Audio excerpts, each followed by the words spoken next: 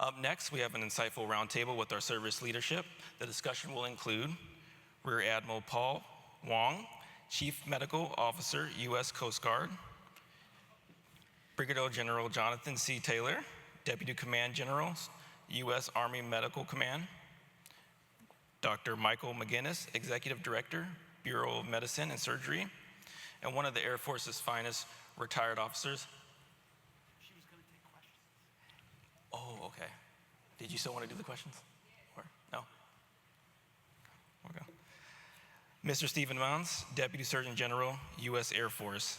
This roundtable will be moderated by none other than Mr. Pat Flanders. Welcome to the stage, these distinguished leaders. So this is always fun. This is the one time at DHITS where we get all of the military department representation up, and the questions are usually quite interesting. And so with that, I'll dive right in. And I think we'll start off just going left to right, and then as other questions come up, especially from the audience, we'll pick and choose. So to start with, Admiral Jung, could you please highlight for us how your service is tackling the evolving demands of warfighting while working together with the other services in the DHA to transform military medicine and help DHA act as a combat support agency? Thanks, Pat. And good morning, everybody. Thank you for having me here at my second DHITS. It's an honor and pleasure to be here. The Coast Guard is going through a transformative change right now because of the Secretary's initiative called Force Design 28. We have a vision for the service that includes increasing personnel by about 1/3 over the next 4 years. And to supercharge that effort, we have been blessed with a increase in funding from the reconciliation package that amounts to just under $25 billion. And so Coast Guard is looking at the near-term future that will increase our capabilities for our missions. And part of that is addressing our issues for medical care and how we're going to interact with DoD writ large, but also DHA. And so one of the things that we're looking at is making sure that we have the capabilities to provide, obviously, the health care that we need for our service members and our dependents on a daily basis as we carry out the missions, but with also an eye towards the possibility of large-scale conflict, in which case Coast Guard would become part of DoD, as it always does in times of war, and how we can make sure that we're not creating something that's so different that it can't overlap with the machinery that DHA has in terms of healthcare. And so it's going to take a while, but we have a deadline of 2028, and we intend to get there with all of the initiatives and all of the strength that we have to make sure that we don't fall short of our goals. 734 days now, I think, right? That's based on yesterday. Dr. McGinnis.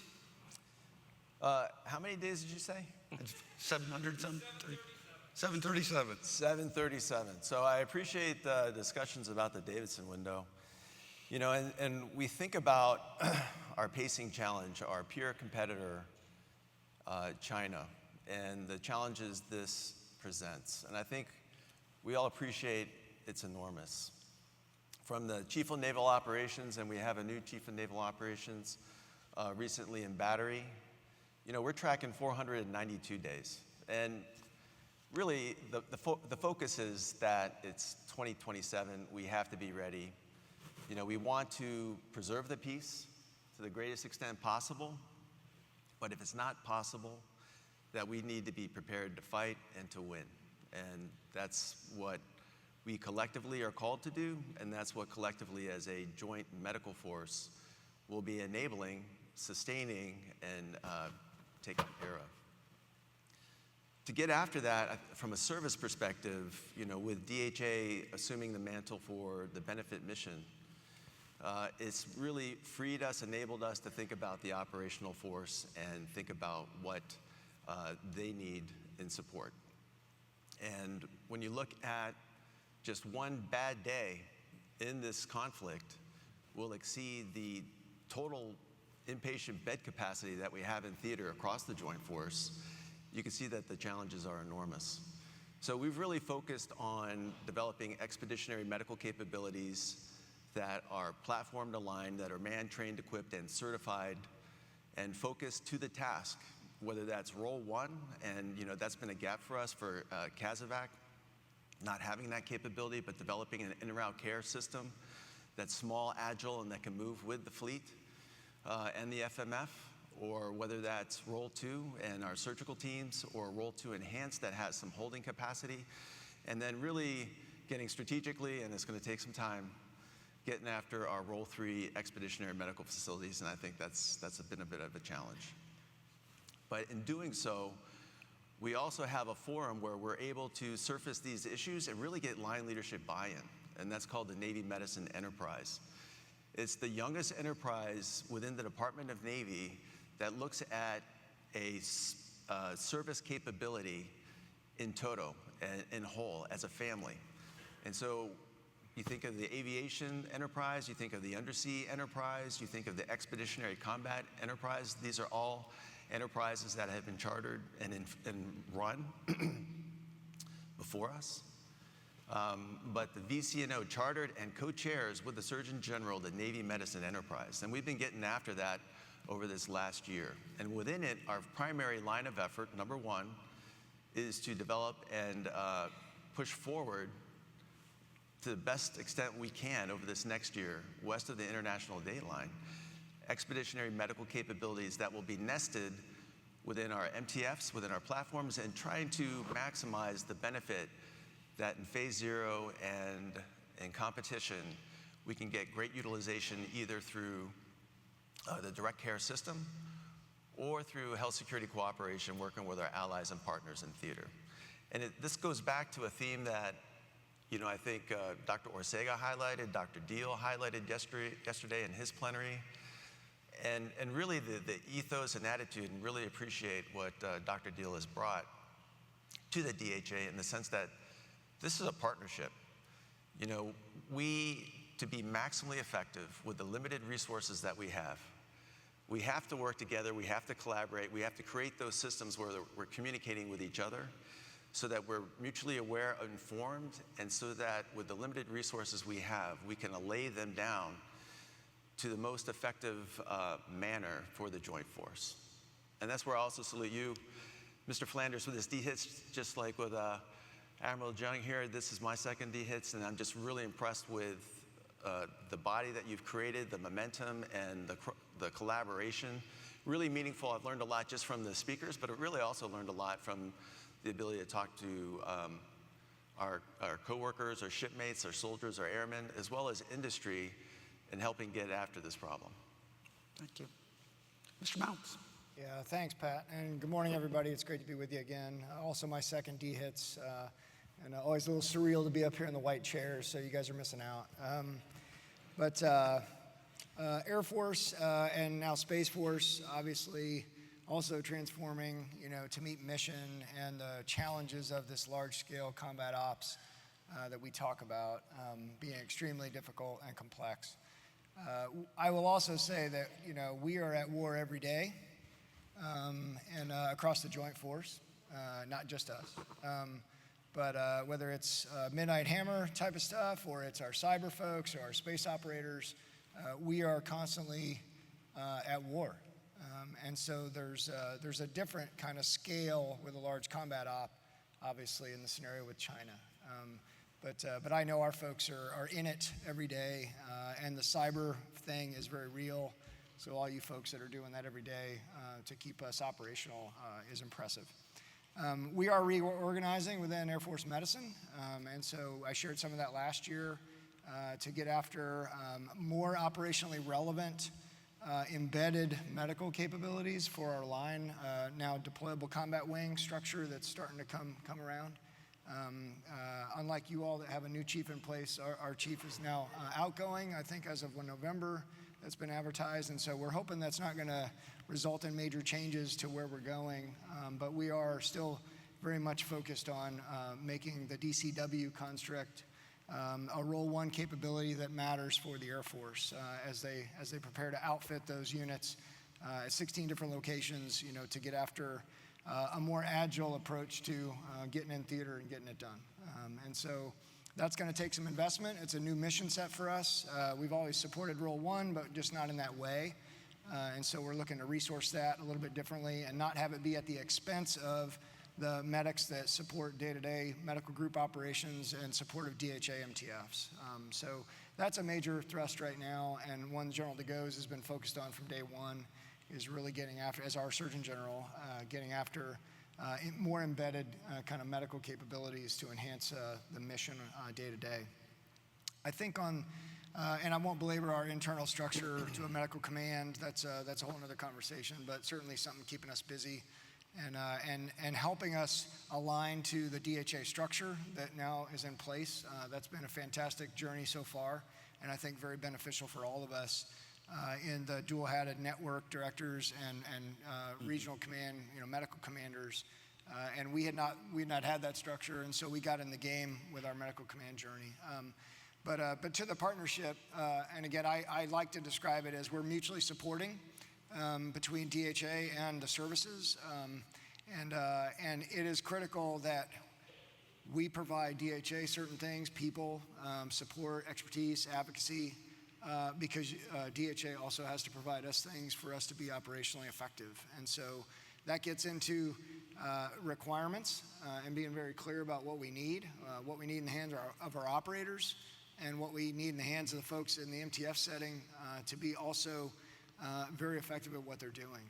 So I'm extremely excited of what's coming in the future with things like ambient listening or ambient dictation technologies and those types of things to make the day job easier and still be very high quality. I think the only caution I'd put out there is please don't let us deploy all these things just to be more productive and more efficient, because we need to focus on effectiveness and the quality of our staff's day, honestly. So I don't want to get to a 45 patient a day expectation because now you have ambient listening. That's not success. But I would love to see 20 a day, 30 a day, and then be able to have time to train and exercise and deploy and do our core functions. So again, again, partnership is the theme, and I think it's really the path to success in the future for us. Absolutely. DHA. So thanks so much. And we could not do it without the support from you and the uniform folks. They keep us going. Absolutely. Yeah, we've got, just to finish, we've got about 340 Air Force medics in uniform that are medical IT or secret certifications and part of the Flanders Army, or let me say Flanders Air Force. And so you're welcome for one. And, you're not wrong. and we love what they're doing. So thanks. Thank you, General Taylor. Yeah, sir, and distinguished leaders, good morning. I do notice that the room is a blue hue to it. Now, is that Navy blue or is that Air Force blue? I'm not quite sure, but no, it's obviously an honor to be here on behalf of the Army Surgeon General and the Army Medicine team, and would echo many of the comments, right? Just, it's been extraordinary several years of collaboration, and just grateful for all the support from Health Affairs, from DHA, from so many from across the services. So really see that moving, just continuing to accelerate as we move forward. As I originally worked in the headquarters back in 2013 to 15, right about the time that, much of this was beginning and the shared services were emerging. And I think when you look at sort of where that began in that time frame to where it is now, it's just an extraordinary accomplishment. I think it's almost probably unparalleled in terms of the construct of a safe, secure, widely available, highly operable network. So I just, again, my compliments to the entire team. And I know, sir, much of that is due to thanks to you. So I really do appreciate that. And so, you know what? I think well said I appreciate my colleagues here that, each of us obviously are fully in support of obviously the mission that the Defense Health Agency is trying to execute, but also we're also trying to keep pace with our services. The Army, like all the other services, is in a time of rapid change. I think you've all seen the news. You can understand there's formations moving around and there's commands that are collapsing, and Army medicine is also sort of trying to keep pace and adapt to that change. You know, part of what we always want to do too is to be able to provide everything that the warfighters are asking for us as they do that transformation. Part of it is then you think about that beautiful architecture that's been constructed by the DHA. You know, we are very much thinking about the edges of that, right? Because at the edges is where Army medicine and the services in their own domains will have to be able to pick up the edge and be able to provide, you know, that IT capability that's forward of that edge, right? And that could be, you know, distant lands, foxholes, ships, could be, you know, places in space. I did wear my space badge today, by the way, just for any of the Space Force that's out here today. But so just right, that we are thinking about that edge domain, right? And what we have appreciated is we haven't always been in the conversations with our own service about what we need to have on their network. And so as we really move forward, we're thinking a lot about how are we integrated very early as the Army is not only evolving the current systems, but thinking about the next generations, right? Because very important that whatever apps we create, whatever capability sets we create, very important, because they're gonna need that network. That far forward medic, right, that's very far out there, beyond the edges of any connectivity, right, is gonna start something, perhaps on a device, right, perhaps on an Army TAC device, an ATAC or a WinTAC device, right, that's our tactical network nodes, will start something. And that data that's created there, I'm gonna describe that data as precious, right? Because that data is actually going to represent a father, a mother, a brother, a sister, or a son or a daughter in some way, and it's critical that that be able to move from that very, very distant place back through a system as it connects, as it moves back across that battlefield, and then probably needs to be able to bifurcate one way into the Army network so that our commanders have visibility, right, and have ability to make decisions about combat power, decisions about what to do next, but also that precious data needs to move back into this architecture, into this domain, right, so that it ultimately becomes part of that record. So we're thinking about how we best support both of those, right? That flow of information that helps our commanders and our leaders at all levels make decisions. And there's a lot of very complex problems, and we are very excited about the possibility of AI, machine learning, algorithms to help us do some of that. You think about some of the really complex problems that, you know, Dr. McGinnis started to talk about, and again, we are gonna have this complex, multi-service, sometimes disconnected, then reconnecting picture that we have to be able to manage on behalf of the entire joint force. So we had the privilege of serving together. We were both stationed in Europe, and we were working on the European and African problem sets. And we're just recently talking about how even during that time frame in 2019 to 21, we would have a patient that would start in Niamey at an Air Force base. Somebody from an Army light tactical airplane would pick them up and move them someplace. The Air Force would then fly in with a CCAT mission and fly them back to Landstuhl. And depending on where you started and where you ended, you might be handed over 3 or 4 times between different services, different equipment. And that's a problem that we really need to really all focus on together as a joint force, right? So then think about that in the Pacific or perhaps even in the European theater, right? That same movement could also include international partners. So as you think about the beginning of that precious data, right, that maybe is something that helps identify a critical allergy, identifies a treatment that's been given already that needs to not be repeated, it is so important that that data moves seamlessly through all those handovers, right, ultimately back, again, for our commanders to have a visibility of it, but also for us to be able to move that information ultimately back into our systems of record so that we can provide the extraordinary world-class care that we always do provide for our patients. So I'm gonna stop there. We appreciate the questions that you will ask us about this because there is a lot of exciting challenges for us to work through together and certainly looking forward to hearing the challenges that you have, at your locations and the problems that you're thinking through that maybe we're not thinking of, right? That we need to be thinking of. So with that, sir, thank you.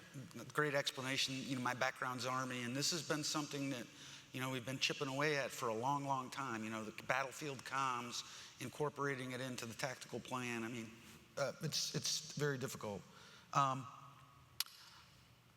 So another difficult topic.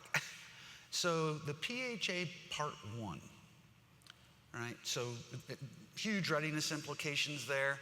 And back to, I can remember, using systems where I could only see, part of what was going on. So I could see just the Class 9 or just the fuel or just the ammo.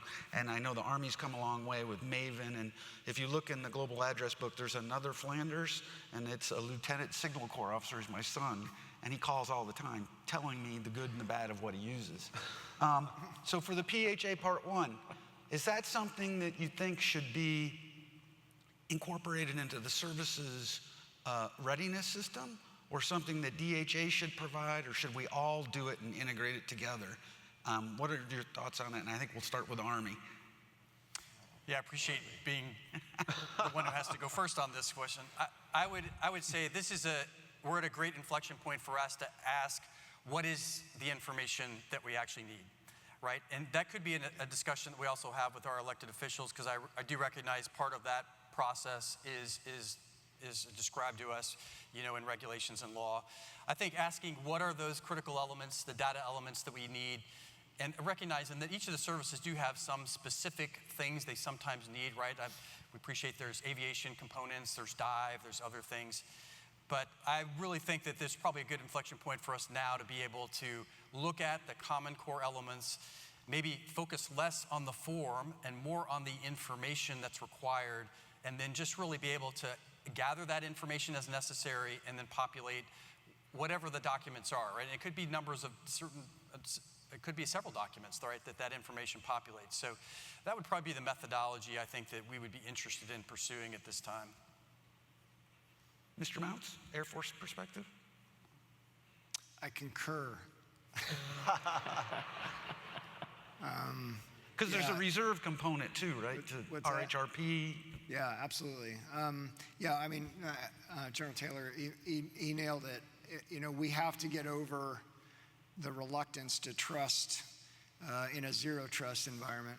We have to get over the problem of trusting that we can do things in a standard way and still get what we need as a service in the way of outcomes or commander decisions on, deployability or all the other things. So I'm a fan of pursuing those conversations. I think it makes us better. And we don't all need to be unique in every single way to get this done. So thanks. Dr. McGinnis? Nate? Yeah, I think a standardized approach makes a lot of sense, especially when you're talking about readiness assessment, right? So on an individual level. And, each service has its own readiness system. We have a different approach, and I think there's advantages that I can appreciate even from a different approach, like even Army, Air Force, when you're thinking about profiling. I do think that there is a need to understand, hey, is our total force ready? And we can appreciate, because we're a healthcare team, that the Joint Force is not uniformly ready to deploy.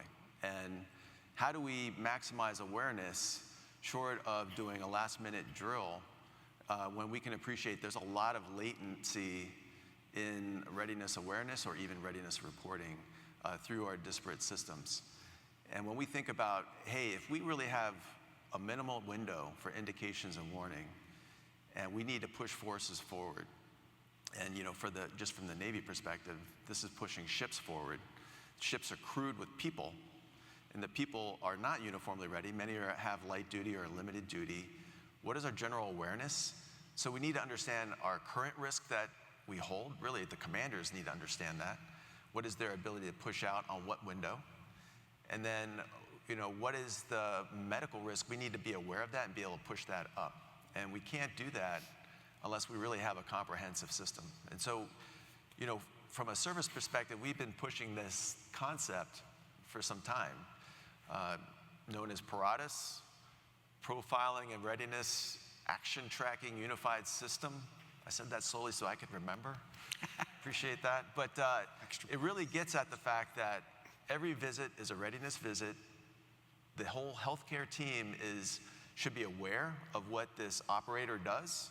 Where is their window as far as, are they in a deployment window? Are they part of some special forces team? Do they have some unique requirements for which they need enhanced access to care, or that they have readiness considerations that you should be able to understand as part of that healthcare team?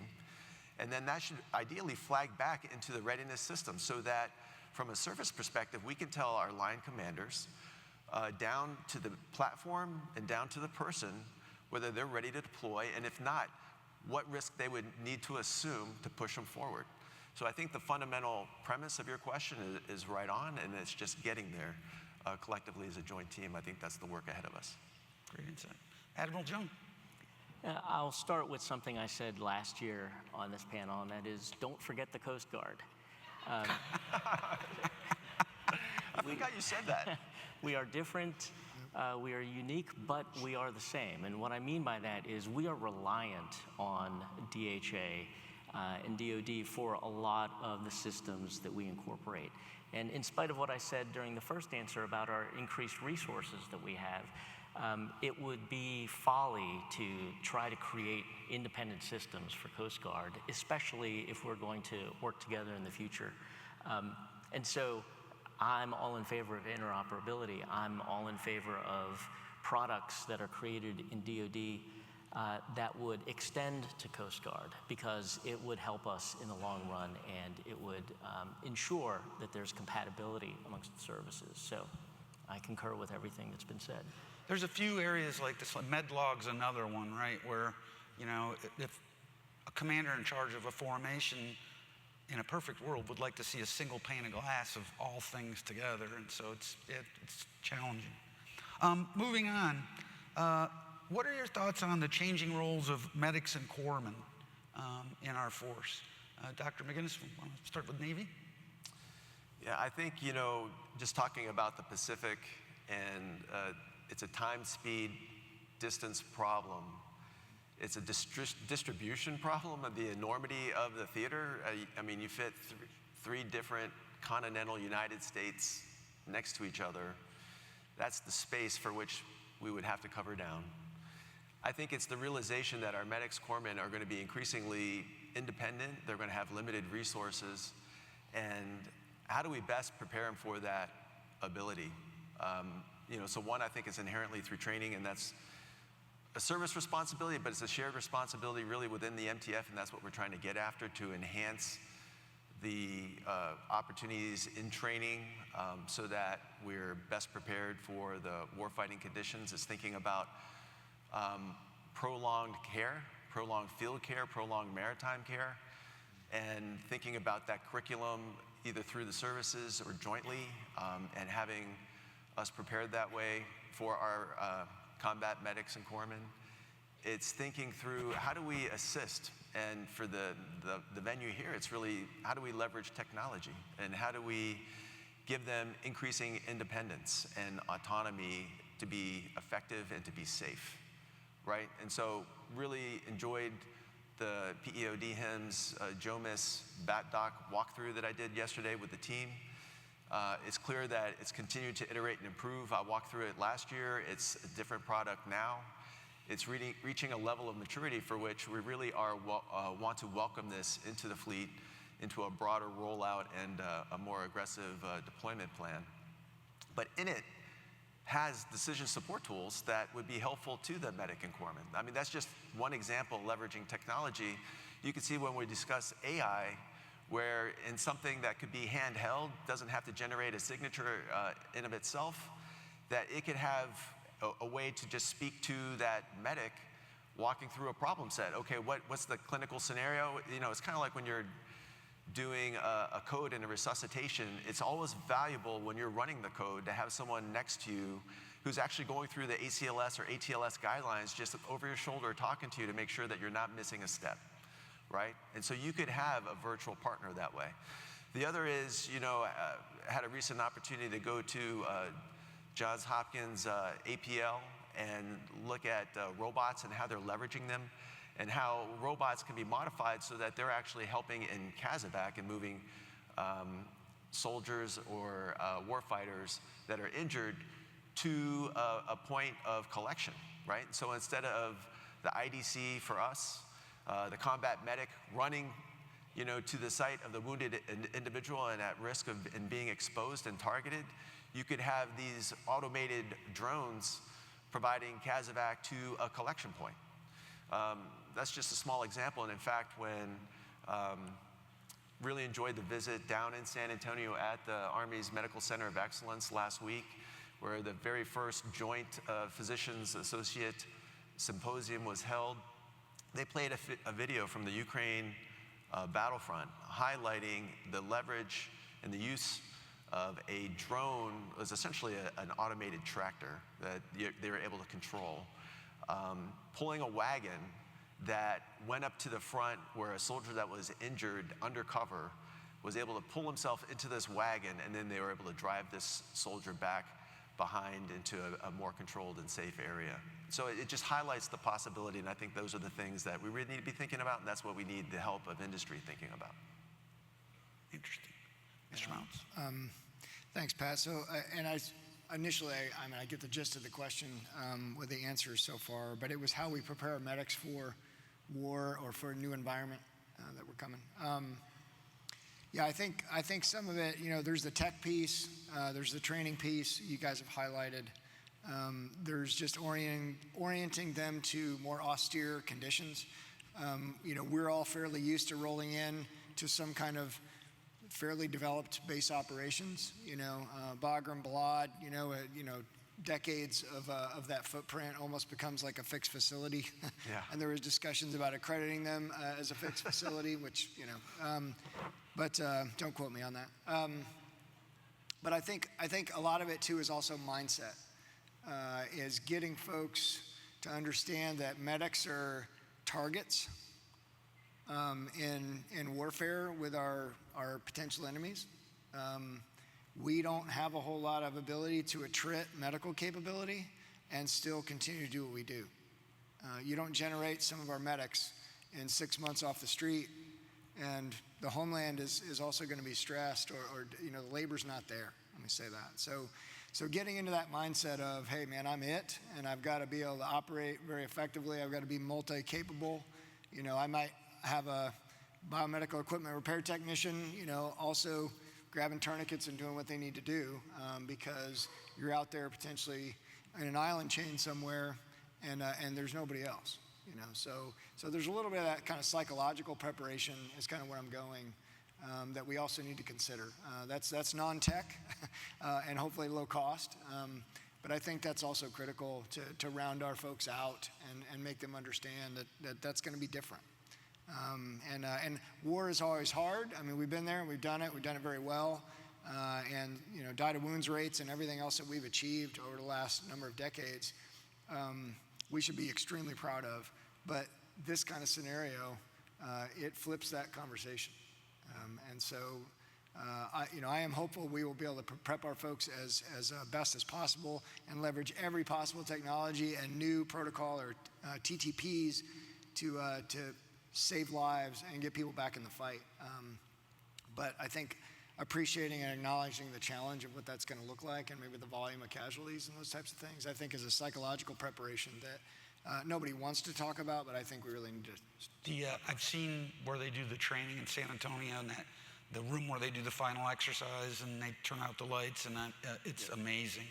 Yep. And we're seeing some of that. We're seeing some of that in the big exercises we're doing. And stressing folks through the scenario to get to those levels of conversations.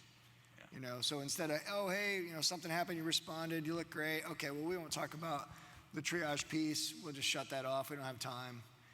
We need to run those things all the way through for skill certification and to get people in the mindset that you got to deal with not being able to save everybody. You got to deal with triaging to get people back to mission and not pour all your resources into somebody who may be expectant.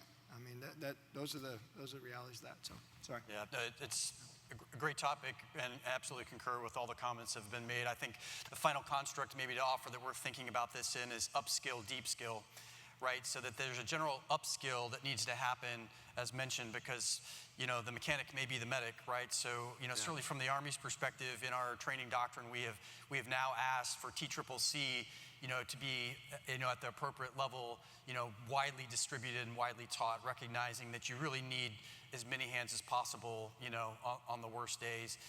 I think too, the way so that would be sort of, I would say, the upskill generally of the force. The other thing is we are doing a pilot at the moment, Medical Center of Excellence is doing this, where taking 68 whiskeys and taking some of them actually straight through a paramedic pipeline, so that they would not only get that sort of core skills as a 68 whiskey, but then get the extra skills of a paramedic to include the licensure for that, which obviously we can see many benefits, being able to work in an MTFs, follow on career pathways as well.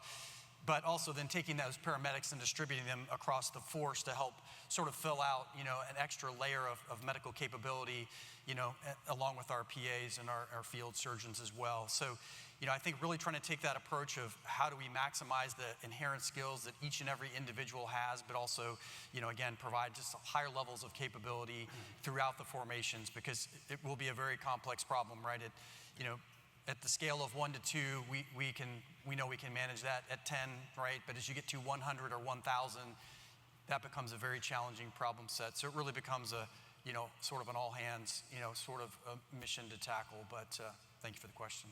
And Admiral John, we will not forget the Coast Guard.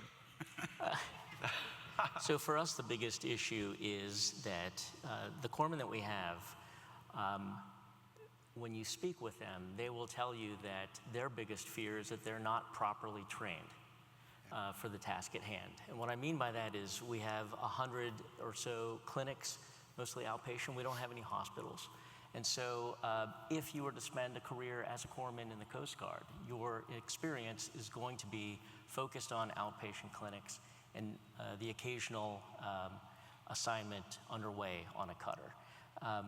Our reservists, who are medics on the outside, EMTs, what have you, working in healthcare, are better prepared when they're called for their time than our active duty force, simply because their experiences and the things that they have to do on the outside are more geared towards preparing them for what we expect in the Coast Guard. And so we're looking at what opportunities might we have to make sure that our active duty corpsmen are prepared for the things that we need them for. And that might include assigning them outside of Coast Guard, community hospitals, other experiences that they would have to maintain the competencies that we expect from them that we simply can't provide with the current healthcare structure that we have within Coast Guard. So it's a difficult thing to think about, but we have to make sure that they are at the level that we expect them to be. And if our current healthcare structure and system within Coast Guard doesn't prepare them for that, then we need to think differently. Rescue missions on TV every day, right? I mean, it's awesome. Yeah. Well, we have about 10 minutes left, and I really would like to get to questions from the audience. Questions from the audience? Yes, sir. It is impossible to forget the Coast Guard and the Holston household. My name's Alex Holston, Chief Medical Officer for LMI. My brother Jesse is a year younger. We've been competing since pretty much birth. He is an academy graduate from the Better Academy in New York called Kings Point, and then went and served in the Coast Guard for 20 years. He promoted quicker than me. He did an amazing job. I'm Navy medicine retired, so there was always that healthy competition between the two. And my question gets at the ability to readdress policies and the Coast Guard's innovation to do that, and how are the other services going to respond and like. So the first, and I did not know this, but we now have US Coast Guard physicians graduating from USUHS, or USUHS. And that's pretty impressive. In fact, the first graduate, Elise Bobzinski, just graduated from USU and is now serving. So the question, Admiral Jung, is what comes next for U.S. Coast Guard physicians graduating from USU? And the question from the services is what policies will be re-examined in order to meet manning requirements in the future as physicians become a limited supply, especially in the subspecialty category? That's an excellent question. Elise was our first graduate. I had the honor of attending USUS graduation and administering the oath. She is also a academy grad from, I would say, the better academy in Connecticut. But she was... You guys are all wrong. I didn't wear my ring today. It's fine. She was a test case. She was the very first. And my opinion, I think we kind of put the cart before the horse. She was an excellent candidate. She's going to be an excellent physician. She's in residency right now in family medicine. But the policies to create a medical corps in the Coast Guard have not been created yet. And so we have another student, single student, that's going to graduate the next academic year. He is a public health service officer who signed a commitment to serve in the Coast Guard. And so a little bit different, but still we get the resources. After him, we have a class of 6 and another class of 6 after that. If all goes well, that's great. We'll have Coast Guard physicians, but we have to make the policies, we have to have the promotion pyramid, we have to have everything in place to make sure that we have billets for them, a career trajectory for where they're going to serve and how they're going to serve. But you can imagine that's going to take decades in order to have a fully formed medical corps for the Coast Guard. I'm optimistic. I'm glad we're taking the first steps, and I think we're going to get there, but it's going to take a lot of time, and we have to make sure, in my opinion, that we don't build the plane while we're flying it or build the cutter as we're sailing it. We have to make sure that we know exactly what we're going to do with these folks once they come out of school. You guys want to take it? Who'd like to add? Nothing. Okay. I thought that was a great answer. Yeah, it was fantastic. But I will say there's always room for anyone who wants to come hang out with the Air Force. That's right. We're recruiting too. Space Force doesn't have medics, but we still support them and we love them. And Miss English down here in the second row might have opportunities for any Coast Guard physicians in the DHA to deliver some care. So strong. Thanks for the question. Sir. Good morning, Mr. Miller. Good morning, panel. Thank you very much. Reggie Ewing from the National Capital Region. Would like to hear from any member of the panel on their thoughts on leveraging current technologies to either improve or streamline limited duty. You know, it's been an issue, I think, amongst all the services. Certainly I'm familiar with Navy's getting after it, trying to leverage technology and ensure that we either get our service members back to the fight or respectfully and graciously moved on to their next, either back to their family or what they're going to do in the civilian world, and still can contribute perhaps to the mission set. But it's something that we continue to, I wouldn't say struggle with, but it constantly needs improvement. And we've made great strides within the Navy, but I'd be curious to hear what our esteemed panel thinks about that and what they're getting after. Dr. McGinnis, you wanna talk first from the Navy perspective? Yeah, sure. You know, so I think, you know, touching on that, you know, limited duty is, and appreciate Admiral Ewing's question. So Admiral Ewing, before coming to the NCR, he was the U.S. Fleet Forces surgeon. So, you know, the fleet is operationally constructed under U.S. Fleet Forces and Commander U.S. Pacific Fleet. So a very important position for Navy medicine. And, you know, he's really also speaking from the commander of the former commander for Fleet Forces, who is currently the Chief of Naval Operations, Admiral Caudle, where limited duty is an issue, and how do we accelerate that? You know, one is, you know, as I framed that, you know, just having an understanding about awareness for the entire healthcare team, and really it's not just the healthcare team, it could be for the unit commander. What is depending on what your information requirement is, having a unified readiness system, I think, is a goal that we should really be thinking about jointly. You know, really need DHA's thoughts and support on that. The other is, you know, leveraging technology to, if the challenge is access to care, Can we do some of these visits virtually, depending on whatever your issue is? Number one, as highlighted by Dr. Farrar, certainly for the Navy, is musculoskeletal issues and conditions. And how can we get after that more effectively? When we look down within the Navy for musculoskeletal conditions, you're on limited duty basically 2 times as long as you should be if you were following clinical practice guidelines for which, for the size of the population, you think that you would be able to return fit based on that specific diagnosis. Where we're finding that we're having challenges are that the diagnoses generally are pretty broad, like shoulder pain, vice, subscapular or a bursitis or some type of rotator cuff tear. And when you have those kind of generalities, it makes it hard for the collective team to get after it. And sometimes, those follow-on visits, it may be with a different provider and you're relearning what the issue is for that individual patient. So you're losing valuable time. So if the access to care is an issue, can we do this virtually? Can we do it in a more formed way? Can we be more diagnostically precise? I think those are some of the issues. And then again, the number 2 condition is mental health. And a lot of that, I think it can also be addressed virtually for some of these conditions. That's just And so, Dr. McGee, is that currently done in LimDoSmart, excuse me, or multiple different systems? Well, we're doing a specific pilot getting after the MSK issue, where we're looking at enhanced awareness, enhanced oversight, as well as leveraging standardized protocols to get after these diagnoses to try to compress that whole treatment time. So that is not, and simply, it's not being captured in LimDoSmart. Mr. Mounts, Air Force? Yeah, I'll just offer 2 quick things, and appreciate the question, and great to meet you this week too. The Air Force uses Airman Medical Readiness Optimization, or AMRO.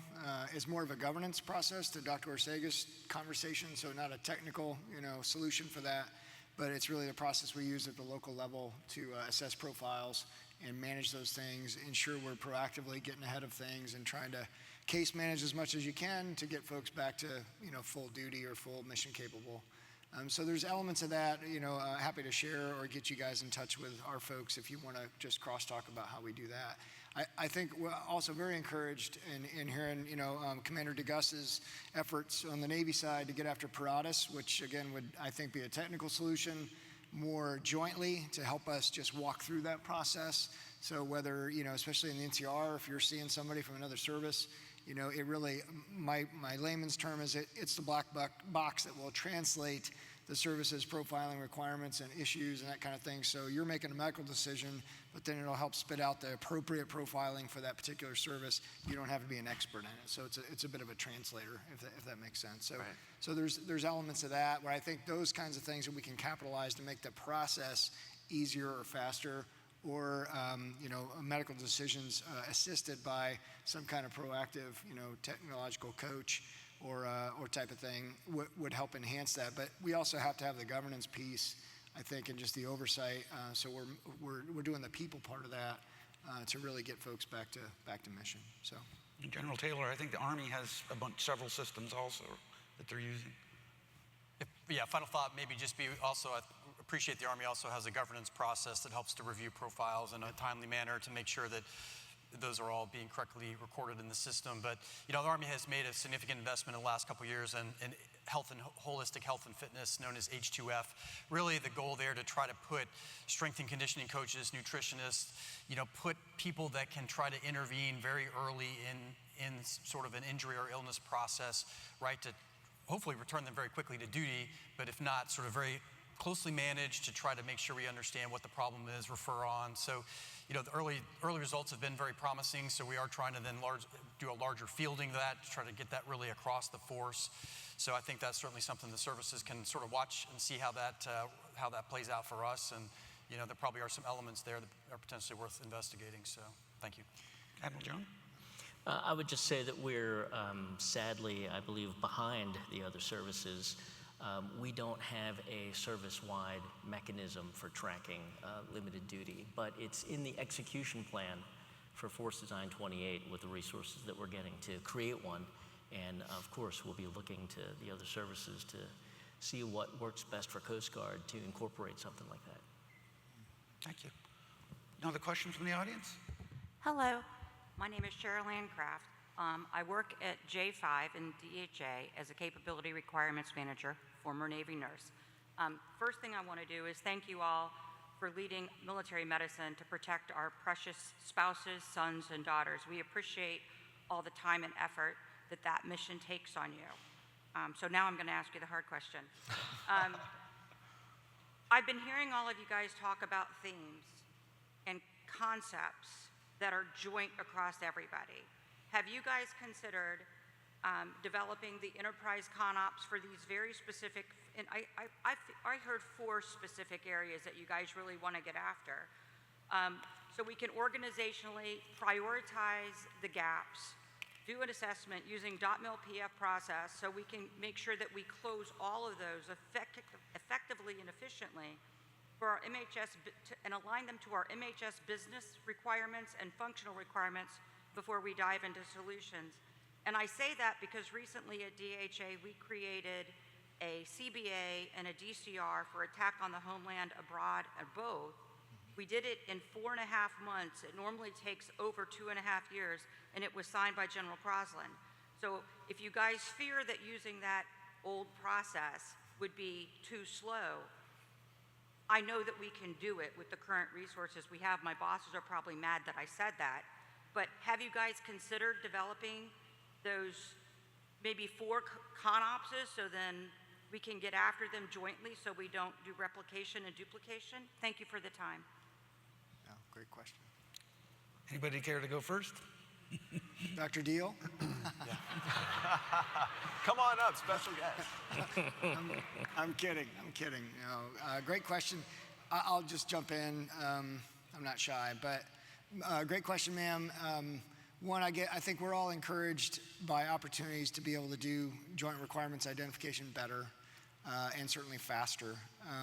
I just came out of a meeting within the Department of the Air Force last week and was a little bit late to need on awareness, but the whole department's effort to kind of blow up JSIDs and the process that you mentioned is an interesting, you know, place to be right now. So, and an opportunity certainly to you know, approach things differently.